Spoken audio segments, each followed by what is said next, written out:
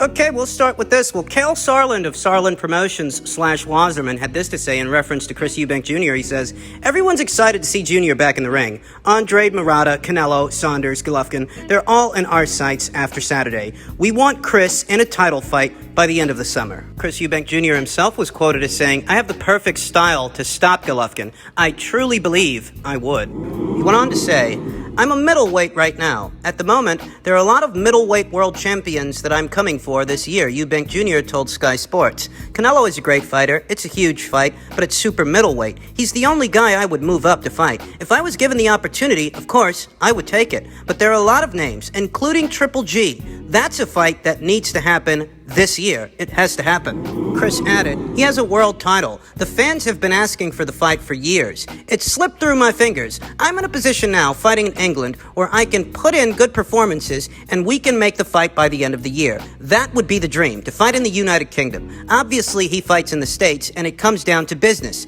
My main focus is just fighting him and getting that world title. I really and truly believe I would stop him. My engine and his fighting style, he doesn't back down and goes to war regardless. An immovable force against an unstoppable object. When two warriors collide who put it all on the line, it would be an amazing fight. I don't believe he could outpunch or outperform me. I've had that mindset for years now. I have the perfect style to stop Golovkin, even though it's never been done before. I can't stress enough how utterly tactless and tacky it is for Chris Eubank Jr. to state the importance of a Golovkin fight when that was a fight he could have had years ago, when Golovkin was in his prime, when it was Golovkin's heyday. I can't stress how utterly tactless and tacky it is for Chris Eubank Jr. to overstate the importance of that fight now that Golovkin is seeming more and more like low-hanging fruit to young fighters. I'm not playing Gennady Golovkin a violin. Really am sick of his shit, too.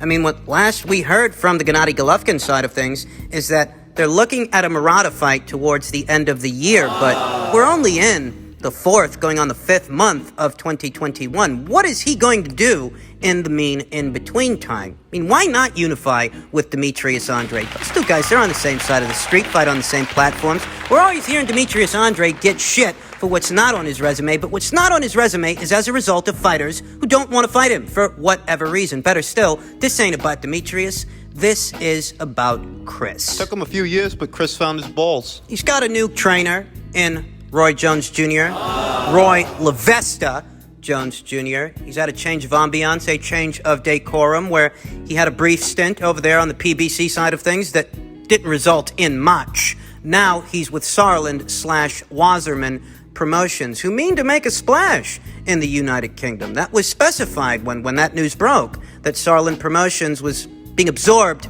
by Wasserman, what is now Wasserman Boxing. Maybe Chris is a big part of their bottom line. Maybe he isn't. Who really knows?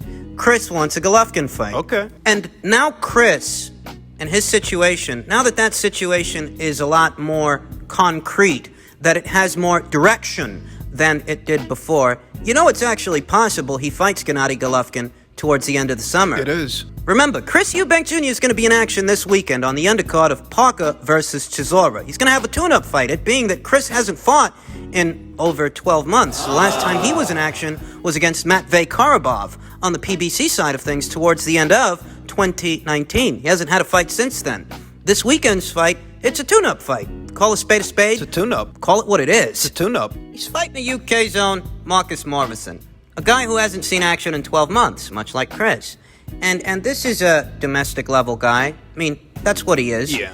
And, you know, this is a guy who lost one to Jason Wellborn. Yeah. Lost one to Tyan Booth. I mean, that's what we're talking about here. If he makes it through this. If Chris Eubank Jr. manages to secure the W this weekend, you know, Golovkin's dance card is free. He ain't got nothing else going on. All Chris has to do is make it through this weekend's fight, and they could set something up for the both of them towards the end of the summer, maybe early September. And that kind of a schedule would not stifle Gennady Golovkin's plans to unify with Ryota Murata of Japan, the current reigning WBA middleweight champion, towards the end of the year. You have the fight with Chris in September, and you cap the year off with the Murata unification match, provided that Gennady Golovkin makes it through Chris Eubank Jr., and some people still think he can. Cal Sarland, he mentioned a lot of guys like Demetrius Andrade as potential opponent options for Chris Eubank Jr. But you'll excuse me for saying so, that if Chris has to choose between fighting an unbeaten two-division champion in Demetrius Andrade or fighting Gennady Golovkin, I think he'd go with Golovkin, because Golovkin, to a lot of guys, is seeming like low-hanging fruit right now. Moreover, there's a bigger financial incentive associated with a Golovkin fight than there is in a Demetrius Andrade fight. Demetrius Andrade is widely viewed as more trouble than he's worth. You got guys like Jamal Charlo, they rather fight Juan Montiel than do anything inside of the squared circle with Demetrius Andrade. And something very similar applies to Gennady Golovkin, who chose to take on Kamil Zeremata. Mandatory challenger that he might have been. If Gennady Golovkin really wanted to unify with a Demetrius Andrade in that situation, he could have simply petitioned for an exemption. That's if he wanted to unify with Demetrius. Don't give me the stuff about Demetrius Andrade's obscure American profile when Kamil Zeremata has an even more obscure profile in this part of the world. Don't tell me that Demetrius isn't on Gennady Golovkin's radar when guys like Kamil Zeremata seem to find a way to him. Don't they? Or he seems to find his way to them. The bottom line here is, I think Gennady Golovkin would sooner take on Chris Eubank Jr. than Demetrius Andrade, and I think the same is true in reverse. The last couple of weeks, the last couple of months, Chris Eubank Jr. has been very vocal about wanting a Gennady Golovkin fight, but now the fight is more of a possibility because Chris has something on paper. He's got a tune-up fight coming up, and all he has to do is get through it in order to schedule something with Gennady Golovkin a few months down the line later on this year, and that is a genuine possibility. Does he have what it takes to beat Gennady Golovkin? Don't know. That's an intriguing question. I mean, Gennady Golovkin definitely ain't what he used to be, but he still might be enough to beat Chris. Who knows for sure? In other news, per tweet from Michael Benson, Jake Paul on Frank Warren saying the Tommy Fury fight should be a 50-50 split. His manager, some old guy, was like, send the contract, 50-50. Get out of here with that. This guy only has articles written about him because of me. 50-50? Take it somewhere else. People are so mad at what I have going on, but then they just keep feeding into it. I'm sort of playing a game here. I'm just a troll at the end of the day, and so people are playing my game. I feel like a matador, and the whole fight world is the bull. You know, as strange as this might sound, Jake Paul is right. 50-50 for Jake Paul and Tommy Fury, that don't make no sense when we all know that Jake Paul is the center of attention here. He's the main attraction, not Tommy. That's not saying that Tommy doesn't have a following. He has a following. It's just nowhere near as big as Jake Paul's. And in that way, a 50-50 split between them, it don't make a lot of sense. But I'll go a step further. I'll go as far as saying that Tommy shouldn't let the splits get in the way of the fight. The reason he shouldn't do that is because of the risks versus rewards ratio. What risk is Tommy Fury running by taking on Jake Paul? Jake Paul's not a real boxer. He hasn't boxed with real boxers. Tommy Fury has. Journeyman, no hopers or otherwise. Those were real boxers he was boxing with. Whereas Jake's made a name for himself fighting a YouTuber, a basketball player, and a wrestler. The financial rewards associated with a Jake Paul fight, even at 40%, even at 30%, there's still more money than what Tommy's making right now. And remember, Jake Paul's not a real boxer, and he don't box with real boxers. You tell yourself, I'll take the hit. I'll take a 60-40 split. Hell, I'll even take a 70-30 split because I know I can knock this fucker out. Moreover, I know what's on the other side of this fight. It's not the rewards in association with fighting Jake Paul that you're trying to get to. It's trying to get to the other side of that fight. What if Tommy Fury is the one that ends this big tent act from Jake Paul? What if he's the one that sends the circus out of town? That'll give him a profile boost. Remember what the focal point is here, folks. Remember what the crux of the thing is. The crux of it isn't making a ton of cash to fight Jake Paul. The crux of it is the other side of that fight and how Tommy Fury could be regaled as a hero by the boxing world and the world of mixed martial arts if he's the one that puts this YouTuber in his place. If he keeps his foot on that guy's neck and says, you know what? What? I'll take 60-40 to fight you. If Jake tries to sour the deal by suggesting that he should take less than that he should take the fight at a 70-30 split, so be it. Because it's not the money you get for fighting Jake Paul you're trying to get at. You're just trying to get him in the ring. The rewards, they come after that. It's the most resistance Jake Paul has ever had to deal with in a boxing match. What's the most adversity he's had to power through? That's what you gotta keep in mind.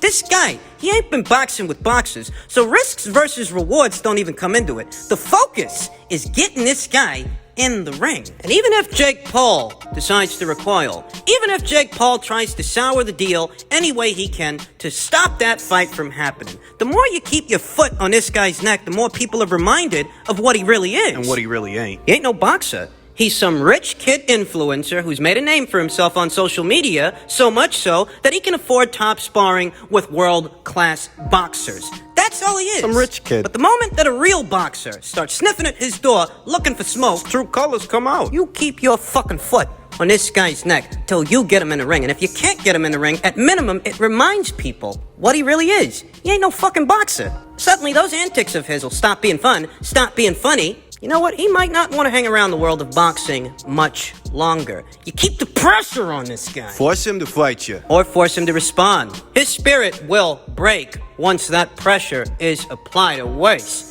He'll drink his own Kool-Aid thinking this is a fight that he can win. The way he likes getting under people's skin. The way he wants to be a thorn in everyone's side. That's how you can get under his skin. That's how you can be a thorn in his side. Tommy Fury don't need to worry about splits with Jake Paul. Just needs to get that fucker in the ring. Finally, at some point, I knew I was going to have to address this. Arum frustrated. Hearn radio silent on Fury Joshua's side deal. Fury might fight Wilder next. Arum said Hearn has gone radio silent. Eddie Hearn is busy trying to sell the London Bridge, Arum said. Let me tell you, last time I talked to Eddie was early last week, and he said he was going to have a signed agreement from the Saudis in 24 hours. Well, he's a little late. Wouldn't you be pessimistic if you haven't heard from him or anybody for a week? We're the promoter with Frank Warren of Fury, and we haven't heard from Eddie in a week. Maybe we'll breathe some life into Wilder, and Fury will fight Wilder, and Joshua will fight WBO mandatory challenger Alexander Usyk, said Arum to Boxing Scene. Arum said that he had been bullish on Fury Joshua being finalized because Joshua promoter Eddie Hearn of Matchroom Boxing, Joshua's promoter, who had spearheaded the talks with a group from Saudi Arabia, promised that the site deal would be done last week. Arum said that while Hearn had sent him and Warren a contract outlining the terms of the site deal, it was not binding. We got a document and they say it wasn't binding. We said it has to be binding and we haven't heard back from them. It says in the paperwork it is not a binding agreement, Arum said. Eddie sent me a draft, but it was not a binding agreement, and it was supposed to be turned into a binding agreement in 24 hours. And Frank and I haven't spoken to Eddie since. He's gone radio silent. A group in Saudi Arabia did come up with around $60 million and built a temporary outdoor stadium in Diriyah to host Joshua's rematch with Andy Ruiz Jr. in December 2019, when Joshua won a lopsided decision to reclaim the unified belts he had lost to Ruiz by upset 7th round knockout in New York. In reference to the mediation arbitration situation with Team Wilder, Arum said in so many words, the arbitration is going on, but it's just a waste of time and money. The first thing I'm going to say is that I myself am growing impatient with this situation. I am. Though in spite of that, I can't forget that Bob Arum and Frank Warren are Eddie Hearn's rivals. And even though they're working together, in some ways, they're working together to bring this fight into fruition, it's Eddie Hearn that's doing most of the legwork. It's not on Bob. It's not on Frank to secure a deal with the Saudis. Bob and Frank couldn't so much as get Tyson Fury a fucking fight. They couldn't secure that guy a fucking tune-up fight. You got two promoters. Two powerhouse promoters on either side of the Atlantic Ocean, and neither one of the two could secure Tyson Fury a tune-up fight in late 2020, much less secure a deal with the Saudis that get these fighters paid the way they want to get paid. That responsibility is being put on Eddie Hearn because he, unlike them, has the inside track with the Saudis. Frank ain't got it, and Bob don't either. Lest we forget, Bob was relying on somebody over there in that part of the world to secure a deal for Manny Pacquiao and Terrence Crawford, and that fell through. Bob and Frank couldn't make this deal if they wanted to. Not between them, not without Eddie Hearn's involvement. It's for this reason that they're waiting on him. No, granted that the both of them represent Tyson Fury and promote him on either side of the Atlantic Ocean, but as far as ironing out the particulars, to see this fight become a reality, that's not on Bob and Frank. That's on Eddie. It is. And those two guys are just there to collect their percentage and fulfill their obligations to their network affiliates to ensure that they get a piece of the pie as well. But that's where the buck stops for Bob and Frank. Bob and Frank, who just so happen to be Eddie Hearn's rivals, his competitors. Thus, you shouldn't be surprised at all that the both of them are taking every opportunity to belittle and berate Eddie Hearn, to make him appear as being inept, when in reality, you guys are relying on him to get the deal done because you can't get it done yourselves. So if he's inept, what are you for relying on him? You got people right now, people who normally spend all 365 days of a calendar year telling you that they don't trust things that Bob Arum says. That Bob Arum is a liar